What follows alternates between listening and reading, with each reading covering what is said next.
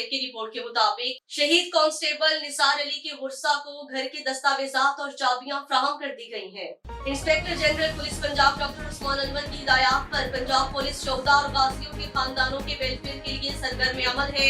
DPO इबादत निसार की खुसूसी हिदायत पर टोबा टैक्सी में एक सादा तकरीब मुनक्किद की गई। डीपीओ इबादत निसार ने शहीद कांस्टेबल निसार अली के वर्सा को नए घर के मालिकाना दस्तावेजात और चाबियां हवाले की। शहीद कांस्टेबल निसार अली के वर्सा को उनकी मर्जी का पसंद करदा घर खरीद कर मलकियती लेटर्स फराहम किए गए हैं। शहीद कांस्टेबल निसार अली ने टोबा टैक्सी में प्राइस की अदायगी के दौरान जामे शहादत नोश किया था।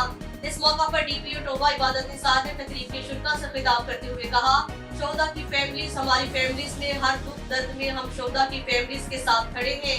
पंजाब पुलिस के शोहदा कौम के हीरोज हैं और महफिल का फख्र हैं, जिनकी कुर्बानियां हम सब के लिए मशले राह हैं।